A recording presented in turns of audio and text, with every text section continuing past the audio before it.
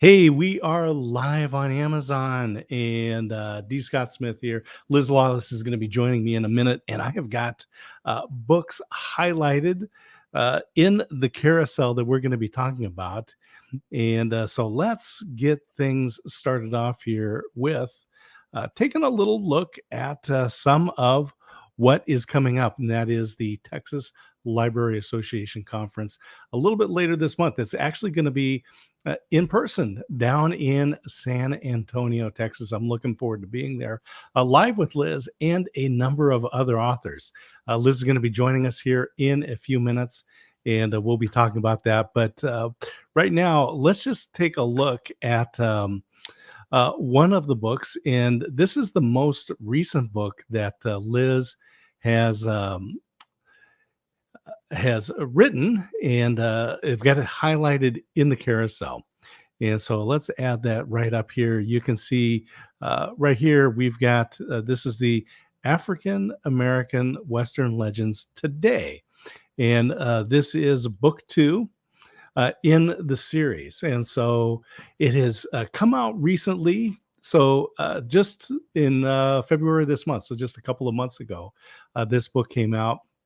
And there are there's just a rich history of African Americans in the West, and so we just want to let Liz bring some highlight to that.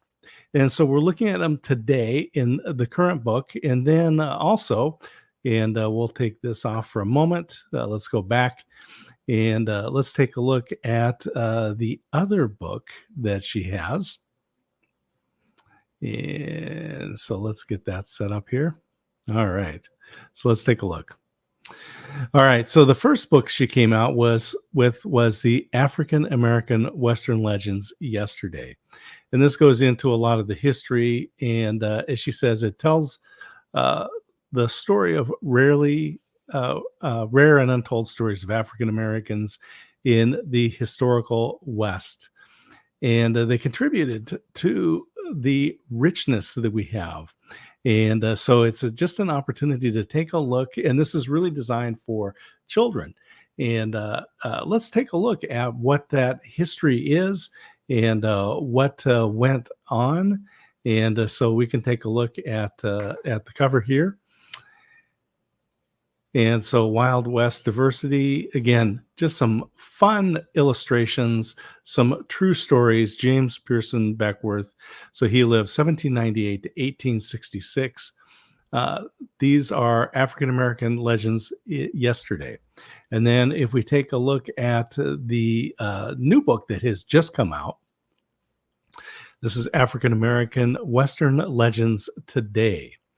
And again, Wild West diversity, and we're looking at what is going on with these legends that are out there today. So you can see we've got these great stories. There's the images, the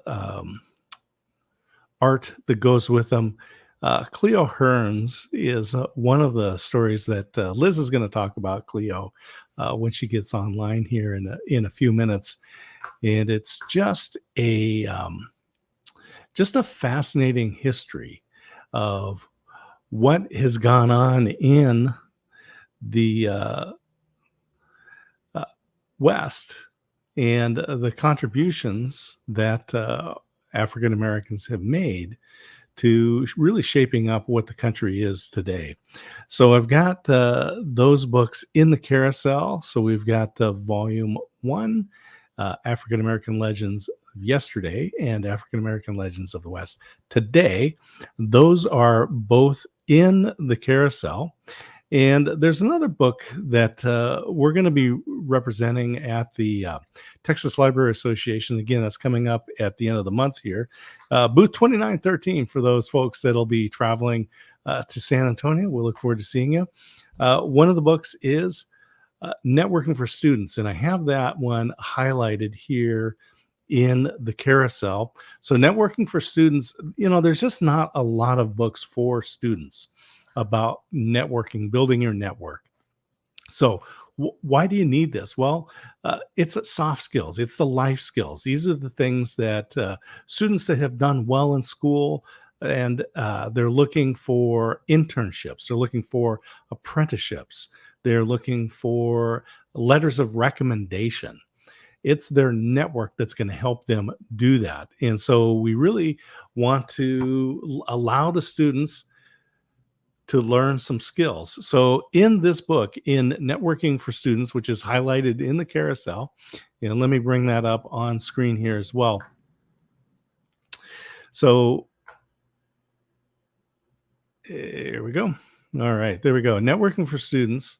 So this book provides a framework for students. So we talk about the brain science, about how we connect, and then give an actual process and structure for how to connect and build your network. And one of the things when I've talked to students about business networking is to remind them that they already have a fabulous network filled with remarkable people who want them to succeed.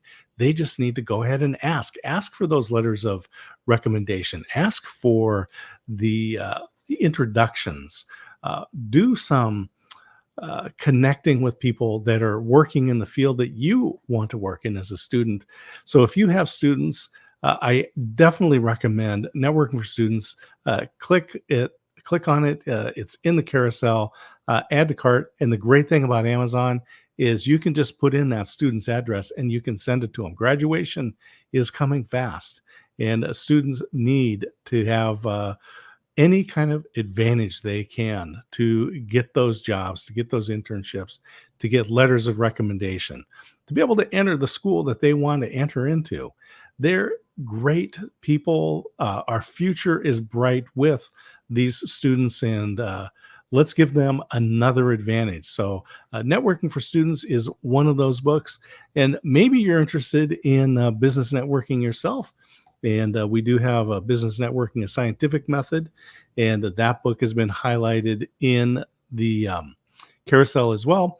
And this is something that is really important for anyone, whether you're an entrepreneur, you're working for a company, you're trying to get your neighborhood together to beautify the street or raise money to send students on a field trip. We need to network. So another book we've got, which is co-written with Veronica Jeans and myself, and this is Freeze: Inaction in the Face of Business Crisis. So how to react when the unexpected happens.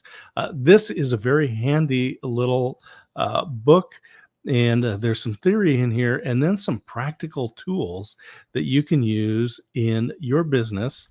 And so this was really designed for entrepreneurial folks and for the small businesses. So we've got some different diagrams and charts in here. And there's some areas to actually map out your business plan in one page. And that's Freeze: Inaction in the Face of Business Crisis. And that is right here in the carousel. And so I'm going to take this off the screen, and let's bring Liz in and talk to her. Liz, welcome to Amazon Live. Well, thanks so much, Scott. I appreciate you. I'm sorry it's been one of those days. Hey, Transmission it's went out over the weekend in the car. well, we're Lot of glad you're here. problems today. And I want to talk to you about the Texas Library Association conference because you've attended that a number of times. And I believe they expect about 3,000 attendees there, looking to buy books. We have about 4,000 or 5,000 at San Antonio. Okay. Everybody loves to come to San Antonio, because it's the Riverwalk, and they can make a vacation out of it. They can try to sneak in an extra day before or afterwards, and and just go, and do their thing. So, well, anyway, this is fabulous. And we were just talking about your books that are coming up here, and so we've got the African American Western Legends Yesterday and Today, and today just came out in February. Right, So right. So we give got the us a new little book give here, us a little so I'm highlight of what excited we about got. that. If I get it up the right way. But yeah, so we've had, for about 6 months, the yesterday, which is the people living in the 1800s, and now we have today. So those are people that are actually still living today. They're living legends, and they're like keeping that Western lifestyle alive in some form or fashion. Could be rodeo, it could be horse training, it could be music, it could be jewelry or, Mhm. clothing or apparel or artwork or whatever. And we're talking about this a little bit before you jumped on here, and let me drop this up onto the screen. And so one of the legends that you talk about is Cleo Hearns, Right. Yeah. Yeah. So Cleo is the and founder of the oldest indoor, basically black and multicultural rodeo. So he started in 1971. So we've been doing rodeos for 53 years, and I've been doing about 30 of those years, or a little over 30 years. so, so it's an exciting thing. Rodeo's fun. It's family. mhm. Sorry, I think that's my internet jumping around. But Oh, you're good on this side. So, okay. how did you meet Cleo? Well, I actually, in the early years, Scott, before I started helping people publish, I had an advertising company. And so basically, my banker was on the board for the African American Museum at Fair Park, which is the oldest African American museum in the country. It was the first one that was founded. Now they have about 7 around the country in different places. Y'all got one out. They got one out in California, and they got one in Detroit and Washington D.C. Of course, now the big one, and other places, Atlanta, places like Mhm, that. And so I went over to sell them advertising, and creative services because we did print collateral. We did brochures and newsletters. That was before the internet. We didn't have all of these social media platforms, and so we printed mhm, everything back then. And I hit it off with the director of the museum there, the founder, Dr. Robinson. And he said, well, I'll give you a shot. And so I worked for them for 18 years. They were my client for 18 years. And so we had a real nice relationship. But the rodeo was their fundraiser. And so they kind of said, hey, just can you sit in on a volunteer meeting one night and fill in for a guy that's out of town?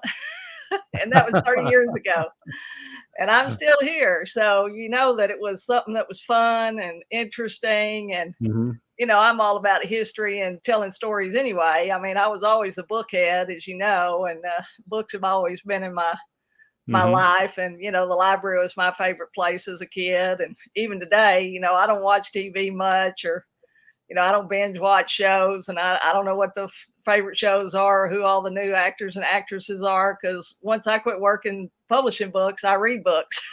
mhm. you can Yeah, you can I see my just stack behind me over here. I got one stack over here. I got one stack well, over here. I got a stack over here. I got a stack behind me. But well, anyway, so I so love yeah, so I'm reading. all about the books Mhm.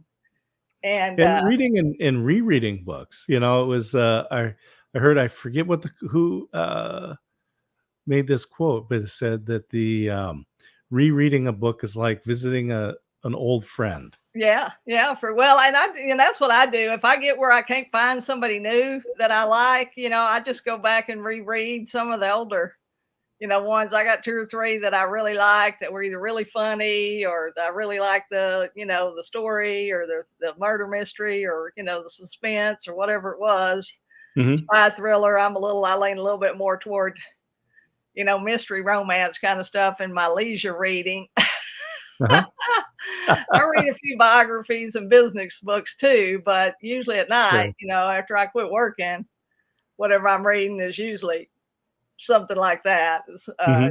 You know, and it's interesting because I've never written fiction. I've read a lot and I read a lot of fiction still, but I guess I went to college and I was a journalism major, and they taught me how to write, and I learned that the who, what, where, when, why, how kind of formula, the 5 W's and H, and so I can always start that way. I don't have blank Yeah. page syndrome. I don't, there's never a time that I sit down to write something that I can't start because Hmm. if I can't think of anything, I just start with that. Well, who's it for? What is it? What's it about? When is it happening? Where's it going? Yep. What's the purpose? And I can always get started. So a lot of times, I tell that people that too, just talk about what you know. Even Hmm. if you just start writing about, some experience you had one summer or at the beach or with your kids or with your parents or when you were in school, just start writing it because once you start writing, other things will come to you. Don't Right. you find that? I mean, anybody and yourself, when you start Hmm. working on something, all of a sudden you got 2 or 3 books in your head and not just one.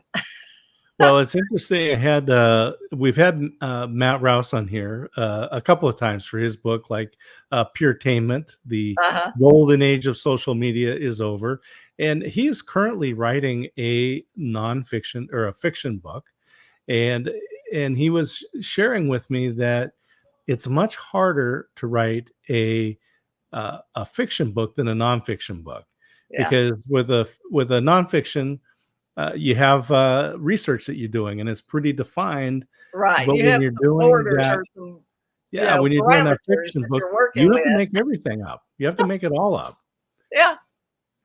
Well, and I appreciate. I certainly appreciate. I mean, I've got 2 actually older clients, both in their 80s. One of them just turned 80 last week, a gentleman, and another one that's 86. And they've written these novels, and one of the ladies written this Christian fiction, and this whole backstory from Acts 16:9, one verse about Paul expelling the demon from the sorceress, a little girl who was Mhm. a sorceress, and she took that one verse, and she always thought in her mind, she visited Greece and she visited Israel and she visited all these places with her husband. They like to travel before he passed away. And she said, what, how did this girl get there?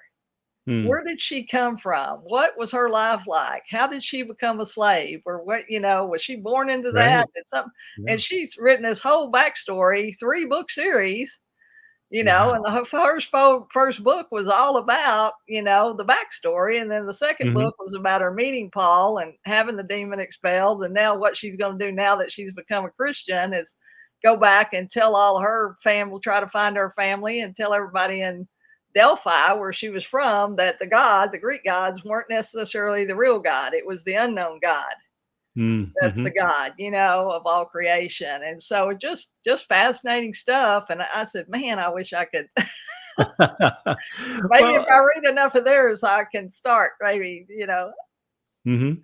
get You a know, little I inspiration. as we were looking at the books, and of course, we got the 2 that you just came out with, and then, we talked about Cleo Hearn, and you have a book just on him.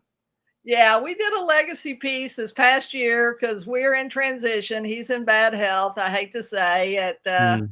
He's on hospice care, and I don't really expect it to be too long. I mean, he could hang on because he's a strong fella, and he's was active all his life up until the last 6 months or so. And Mhm. but he's getting great care. But we did this legacy piece because he was really funny. He never would let him nominate him for the awards, or he wanted the other guys that came before him to get recognized because they didn't get the recognition either. The guys that kind of were with him and helped pave the way. And so finally in these last couple of years, since he had to retire from the rodeo, Mhm. he's let us nominate him, and he's been put in all the awards programs because they were just waiting. Yeah. They've been wanting to put him in for years, and they were just waiting on us to say, okay, go, go. It's time.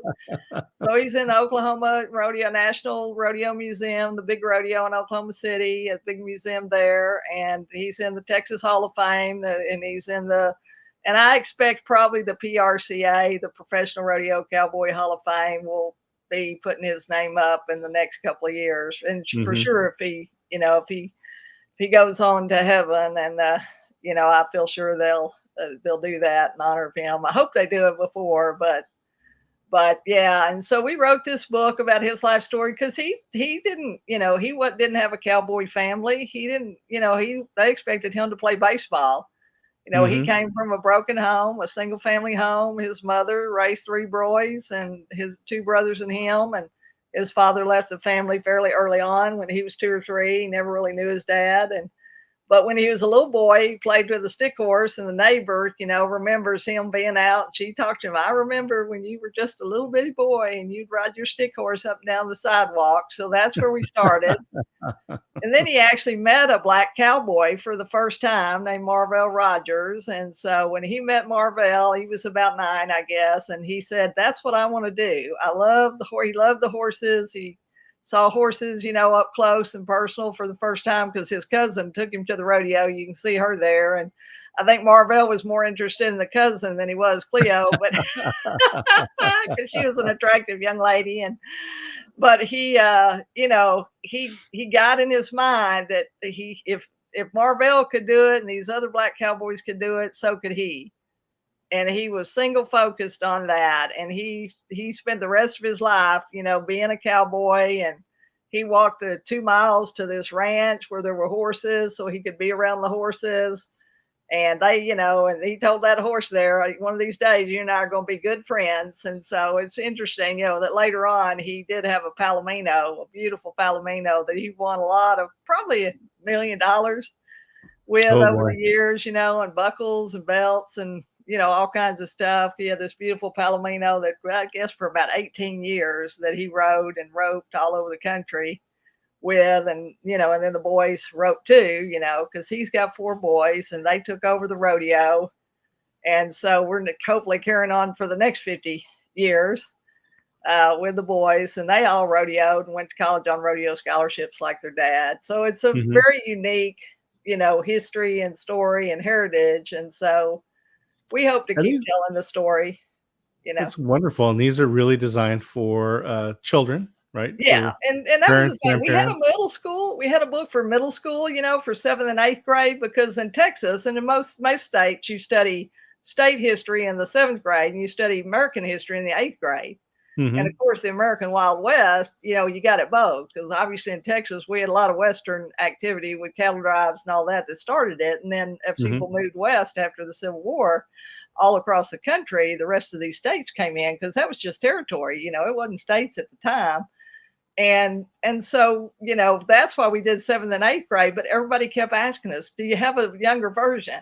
Do you have a younger? Because it was like 2 or 3 pages of story with just a little bitty picture. Because especially for our historic people, they didn't take pictures. So it was very difficult to find, all we could basically find was a little headshot if we were lucky. And it was, and it was poorly, it was like a newspaper. And then you had little dots, and we had to really massage some of those historic photos, just to get and a couple of them we couldn't find. So we actually just had to reenact them. We had one of our people that plays that character dress up, and we took their pictures and then we made the pictures black and white, and put them in as black and white photos instead of color photos because, we didn't have, they never got a picture taken of themselves because one, they were basically African American and they didn't have access. Yep. And if you had access, then, you kind of had to have some wealth or some literacy. And a lot of them didn't have that either because, they weren't allowed to read and write. And that's why their stories weren't written down. And that's why we've made such an effort to write these stories down because, and my hope originally was to do Hispanic and women and Native American and Europeans and Asian. And I have the Europeans. I pretty much have all of those together. So I might do that next. But at some point, I am going to finish out the series. I mean, even though it was 10 years ago when I first did it, I got caught up. I got caught up helping other people publish, and now I publish everybody else's stuff and I never get to any of my own stuff. So, but I did do these 2 books. I said, I'm going to get this children's version of this other book done. And basically that's what we did. We just took the story, edited it down, so it's shorter, a 1-page story. And then I had my wonderful illustrator, as you saw. I just told her, I described her. If I had a photo, I sent her the photo. And I said, you need to put this person, on a horse in a background with a mountain or a lake or a creek or something, or cattle.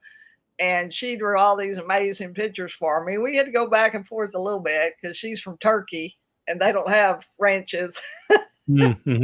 Like we have here, so she had to draw from pictures and imagination, but she did a great job and, and put these people, like you say, I found a kind of that house, that ranch house looking thing, kind of a storefront thing, from 1800s, uh, town. And then she created those characters, and I sent her pictures of those people, and she drew them into the scene. Like Murtis there, he was the champion bull rider, and he was the first African American to actually go to the PRCA, the Professional Rodeo Cowboy Association finals.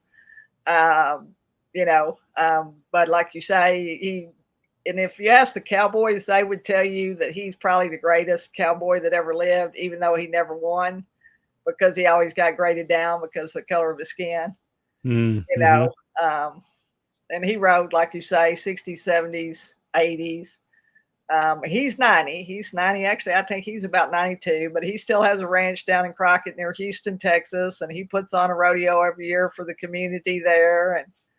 And his son is kind of taken over now. His son calf roped, and I don't think his son rode. Well, he might have rode bulls in the early years, Murder Stoutman Jr. But anyway, so she drew that great picture of him. We had a picture of him with the ropes in his hand there, but we just had to draw him into the scene. Mm-hmm. Well, these are just great. I'm just going to remind people we've got Liz Lawless. She's an author and publisher, and is going to be down at the Texas Library Association, San Antonio. You can see right there, April 16 to 19. And it's my pleasure. I'll be able to be down there as well, talking to a lot of folks about the books, just like the African American Western Legends, yesterday and today. Today is came out just in February. And then Liz, you were talking about the middle school kids, and so let's just put that up here. Western Legends yesterday and Yeah, today. so that was our original book, that we did back, oh golly, almost 12 years now, I guess, and 22, Mm-hmm. well, more than that, 13 years now. But yeah, after my mother died unexpectedly in 2009 after 8 weeks with a brain tumor. And so Cleo had come out to the house with his wife and Berna, and they had come to check on me to see how I was doing, and then we went to lunch or something. And he said, well, if you could do anything you wanted to do, what would you want to do, Liz? And I said, well, Cleo, I really would like us to tell these stories. We're losing Mm-hmm. these people in their 90s and their hundreds, and they were the actual ones that lived on these ranches. They're the ones that grew up on these ranches and know these stories. And if we don't capture them, they're going to be lost. And so he helped me actually publish the first book. He put up part of the money, and I put up part of the money. And we printed 2,500 copies, because back then that was right as, that was really before the internet. It was there, but it wasn't much. And Mm-hmm. Amazon was there, and I had one of the first stores on Amazon. Back in the early days, they only let stores put up a store. Mm-hmm. Now they'll basically let anybody put up a book. So if you got a bunch of books that you want to sell, you can actually go online and sell those books as, used books. And they but in the past, when they first started back in 2005, 2006, and really got started, they didn't have that open to the public. So we were lucky, because my mother had a bookstore, a brick and mortar store, and so I had been looking at it for myself. And then, like I say, in 2013, when I had a couple of friends taken advantage of fairly drastically by Vanity Press, I got so mad about it that I started helping other people publish. Mm-hmm. Because, you do need to invest something, because it's a business and you need to Mm-hmm. look at it like a business. And we do have to have that conversation with people. But, you can invest 2 to 5 to maybe 10,000. You don't have to invest 50 or 100,000, you Right. know. And that's what my friends had paid to some other group that printed them some books, which was about 5 or 10,000 of that money. Even then, they printed 4 or 5,000 copies and kept them in the warehouse and charged them every month for keeping them in the warehouse. You know what I mean?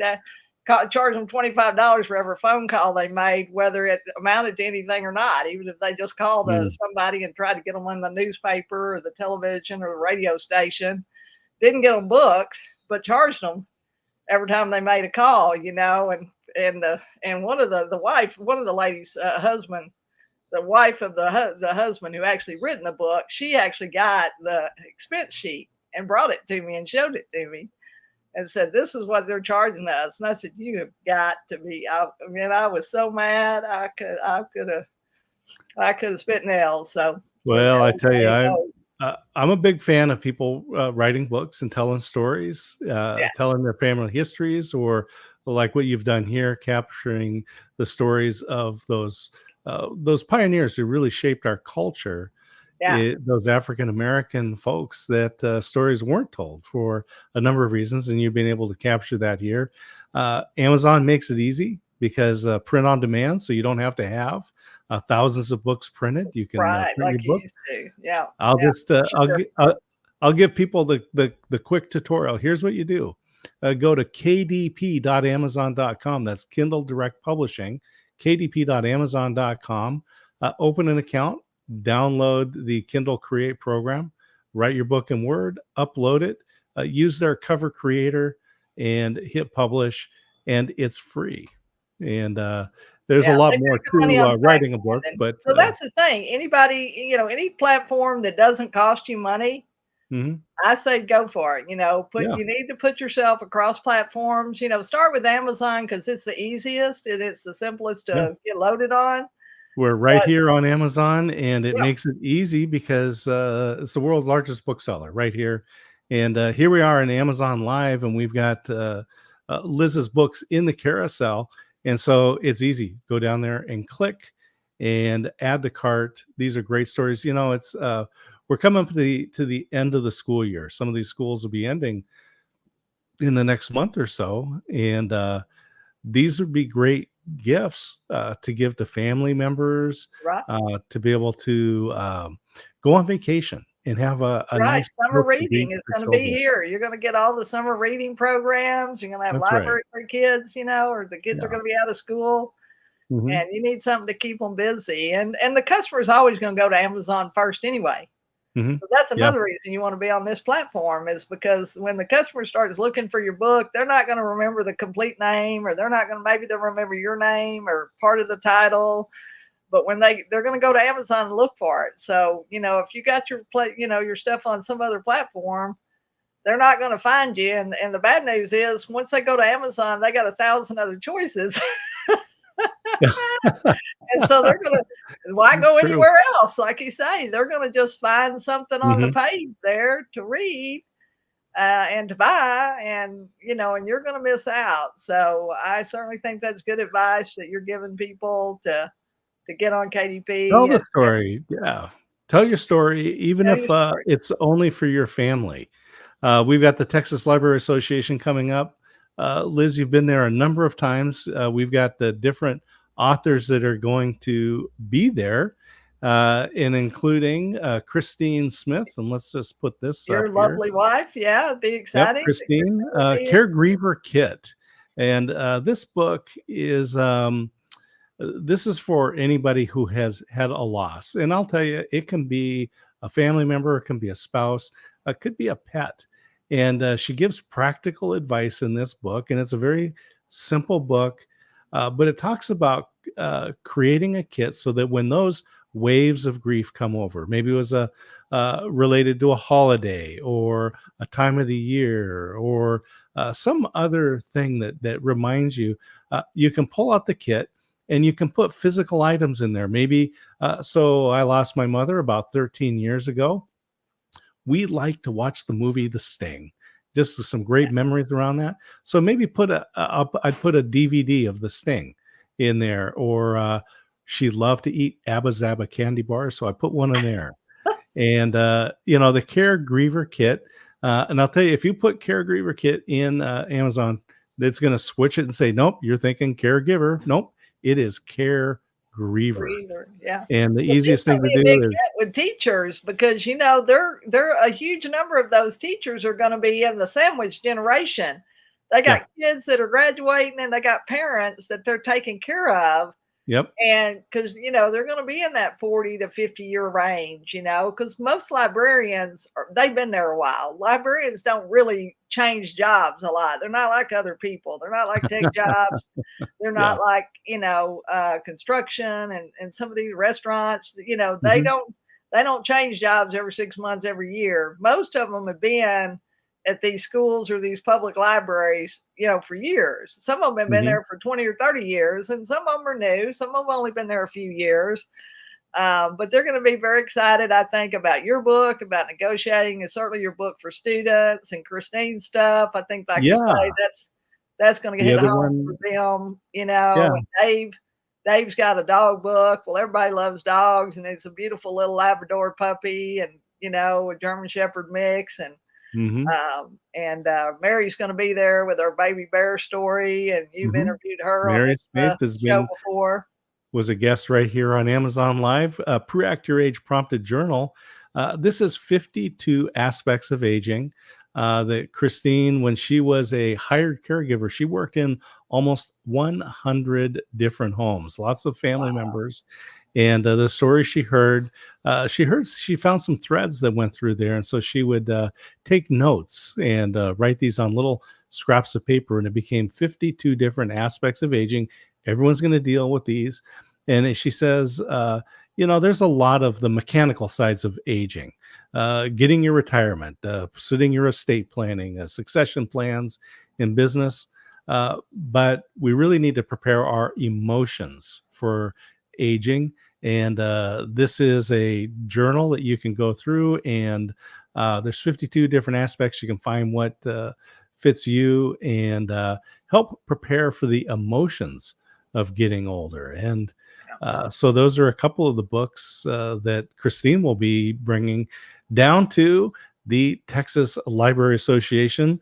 And it's going to be booth 2913. Tell us about the group of authors that and how Yeah. you pulled them together, Liz, over Yeah, these so it's a really years. exciting show, and I mean, everybody should go at least once. I mean, I've been multiple times, but that's because a lot of the times I'm taking new authors too, and I'd probably go even if it was just me by myself. But I think the fact that we have a group of authors together, supporting each other and going together as a group, that's really unusual because most of the time you have these big publishers, like all the Mm, big educational publishers, Macmillan. I mean, all of the Ingram content people will be there. The Barnes and Nobles will be there. The Random House children's books will be there. The Ping, all of the big six will have their children's version of their, shows there, in addition to anybody that sells data or any kind of furniture or anything else, mm, mhm, So it'll be a different show, an exciting show. Like I say, the first year I went to San Antonio, they had 5 or 6 thousand people. Now the pandemic has slowed down mhm, a little bit, but we've seen the crowds increase since the last couple of years since the pandemic. They didn't have it one year, but we went to Fort Worth a couple of years ago, went to Austin last year, and each year the numbers are going back up. And like I say, San Antonio is a favorite destination because of the Riverwalk and the Alamo and just that whole opportunity for people. And it's in the middle of the state too. So these are librarians from all over the state of Texas. So they'll be there from El Paso and mhm, Laredo and Harlingen and Dallas and Denton and Sherman. And they'll come, from all kinds of places and big mhm. libraries and small libraries. So it'll just be a fun time to, in a way, to talk about your books and enhance your pitch. Well, and that's You'll be telling it your story over and over again. 6,000 libraries, I believe, are members of the Texas Library Yeah, Association. And so it's exciting. But they really do get to set an agenda yeah, by the types of books that they choose. I did highlight back the networking for students. And again, there's just not a lot of books out yeah, there focused on networking for students. The back of the book is very simple. It says, confident people are more attractive and attractive people are more successful. This is all based on research. Inside this book, you'll discover a system and a method to make you more confident when networking. And, students, they need they're looking for jobs, summer jobs, internships, Well, and apprenticeships. we've been told in the past, Scott, I don't know if I told you this or not, but the middle school and high school especially said they need books for boys. They need Mhm. books for young men and things like you say, things career, because not everybody, like Yeah. you say, is going to go off to college. Not everybody's going to do this or that or the other. Maybe they'll go to a trade school, maybe they'll become an entrepreneur. Yeah. But that's what we've been told, and so getting boys to read is harder than it is to get girls to read it because there's just not as good Mhm. contemporary information and books Yeah. available for those kids. So Well, and one of the things that this book, this Networking for Students, one of the things that is unique about this book is not only that it is written for students and it's on networking to help them navigate their way in their career, whatever they choose. This book is also printed with a font which is friendly for readers who have dyslexia, right, and yeah, yeah, it doesn't make it harder to read if you don't have dyslexia, right, but for those who do, it makes it easier. makes it easier. And, Yeah, I became familiar with this font, probably 5 or 6 years ago, and, I just think it's so important, especially for our students. We don't want to discourage them, uh, right. when it comes to reading, and When it so comes, to make yeah, a simple exactly. change. Mhm. Yeah, because literacy is obviously a big thing too. So it'll be exciting. The other thing that TLA does is they have these designated author areas.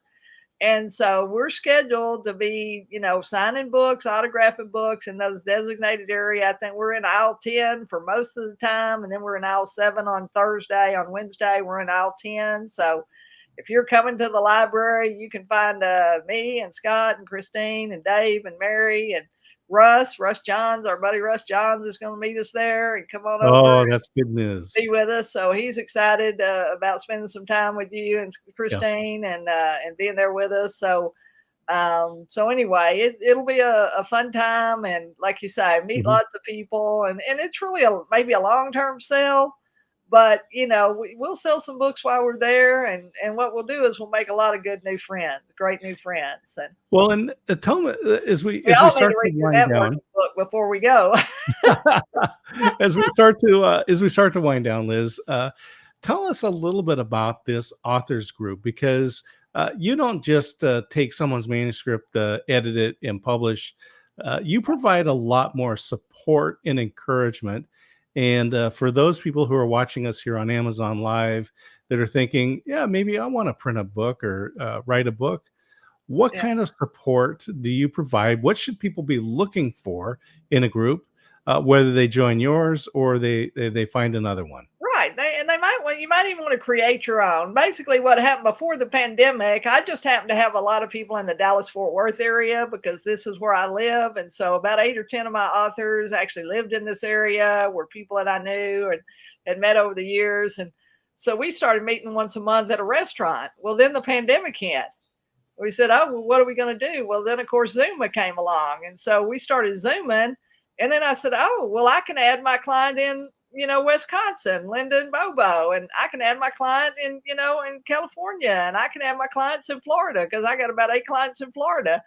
And my lady in Michigan, I was talking about earlier, just south of Detroit, that has this book on Acts 16. She It's called Snare of the Fowler. It's a series, but they're in these different places. But with Zoom, we were able to get on, so I was able to invite them to come. And I'm the main connection for our group, which is called Dynamic Authors Group. But anybody can join us. And then we just started a critique group. Like, we just decided last month that we are going to do a writers critique group. We'll have a children's group and an adults group, and we'll break out and basically, we're going to take manuscripts and read those manuscripts, exchange notes, and, do some editing for anybody that's got a work in progress. And, other people from outside can join that group for like $25 a year. We're just going to call it a little administrative fee to set it up so we can, get them in the system. But yeah, that's what we started. And then about 12 of us came together and said, why don't we actually start like a membership, for lack of a better word. We're not a formal association. We're not a nonprofit. We just about 12 of us got together and said, hey, let's all put up $100. We'll have a little money. And when a marketing opportunity comes along, we'll share that expense. If this library conference or these conferences and events come along, we'll share the expense. And basically I pay about half of the bigger conferences. I've always paid about half of it, and the authors have paid the other half to keep their costs down for them. But yeah, that's the reason we put the group together. And you can do that with your own group. Mm-hmm. If you're a writer and you want to be an author, you probably know some other authors. And so maybe it's worth having a conversation with them and, meet for coffee or whatever, and tea or whatever you want, or a cocktail, and say, hey, why don't we get together? You can go have breakfast or lunch. We just happen to do the second Tuesday of every month. And that seemed to work out for everybody. And we would have a professional come and talk about something, like we got to have Scott come and talk about networking to our group, because a lot of authors are a little intimidated, especially new authors. They're intimidated to tell people about what they do. And so that's our group. It's Dynamic Authors Group. You can find us on Facebook. We have a page there on Facebook, and it has all our different authors there. And I need to add y'all to that list. But yeah, it's writing is a solitary thing sometimes. Mm-hmm. And Mm-hmm. so to have this support and to have these other people that can tell their story, and that can tell, well, I tried this and it worked pretty well, or I tried this and it didn't work. Don't waste your money. Don't waste your money trying that, because I tried it. Right. And it didn't work so well, and that's the bad thing, Scott. I haven't found one thing besides getting in front of people one-on-one that works for everybody. That works for Mm-hmm. everybody. Everybody that has a book, that talks to somebody, could potentially sell that book to them, and then we'll sell more and we'll make more money. Mm-hmm. But you also can sell online and on all these other platforms when it doesn't cost you anything. So they take the money on the back end, and why not? So we encourage everybody to write. Yep. And if somebody's telling you not to write, you call me or Scott, and we're going to tell you to get it done, and don't let somebody steal your dream, because the sad fact is people close to you will give you all the reasons why it won't work. Mm-hmm. And they don't mean to do it. They're just scared for you. They're afraid, and they would want to do it themselves, and they're not going to do it because they're too scared to do it. And they put their fears on you. So don't allow people to steal your dream. If you have a dream to write and publish, get out there and do it. Scott's got a great program that makes it easy. We work with people, and I'm happy to answer any questions at any time. We're not really taking on anybody new right now. But I'm happy to have a conversation with people and just answer their questions. And they can go to lizlawless.com and find our author site. And we got about 70 articles there. And then Russ and I have our author adventure live stream that they can find on YouTube. And so, and then we have Wild West Diversity. We have a live stream there where there's about 70 videos, 72 videos, I think, or 73 now that Scott did the last one for us a few weeks ago. So lots of resources. And there's not anything you can't learn today to do, especially with writing and publishing. There's so many good resources, free resources that are available. So, well, let me just, I'm just going to put this 2-book series up right here, because I just think this is very exciting, Liz. So here is the 2-book series. You can get the Wild West Diversity Kids series. Get the 2 books. They are in either Kindle or in print books, so you can get your choice there. And or buy both. but get them both. Get both series. And then, as we were talking about earlier, we're looking at the book with Cleo Hearn and his story. And these are stories we have a coloring book, a matching coloring book for Cleo's books. We're working on the coloring books for Western Legends, and we'll actually have them out this summer, but I don't think we won't have them ready for the library conference. But look for that and consider that, because that's another revenue stream. Audiobooks are another revenue stream. Once you get that paperback done, that you have lots of other opportunities. And like I Yeah. say, you can learn to do it. Yeah, and I'll just tell people that it's a good feeling when you've written a book. When I wrote the first book and got it published here on Holding it Amazon.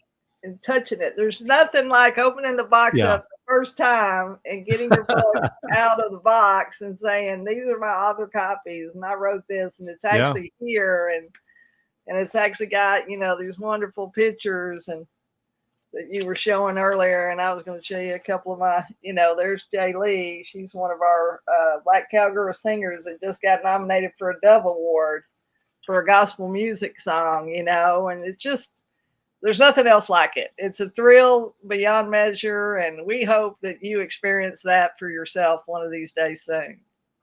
Well, Liz, it's been fun talking with you. I'm going to send you to the green room. Stand by. I'll be right there with you. See you. Oh, there we go. I'll bring it back from. I cut you off right as you were saying farewell there. All Yeah. right. So, Well, Liz, bye-bye. Well, thanks so much. I appreciate it. I look forward to seeing you next week. So we'll be here before we know it. it is coming fast. So stand by while wrap this one up. So we have been talking with Liz Lawless, and she's going to be with a number of authors, and I'll be one of those there at the Texas Library Association. TLA24 is the hashtag if you want to follow. And April 16th to 19th, San Antonio. Come join us at the Riverwalk, at the Alamo, and of course at the conference itself.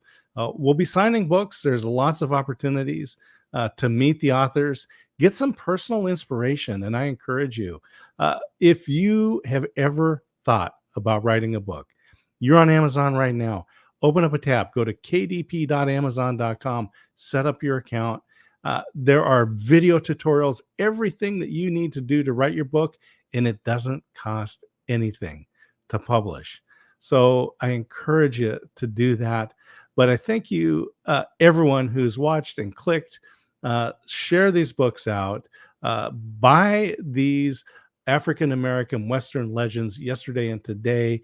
Send those to yourself, to friends, family members, anyone with children. We all love the West. It's really defines who we are as a country. Find out a little bit more of the story. Thank you to everybody. Thank you for Liz for joining. And with that, we're going to end this stream here on Amazon Live. Everyone have a fabulous day. Cheers.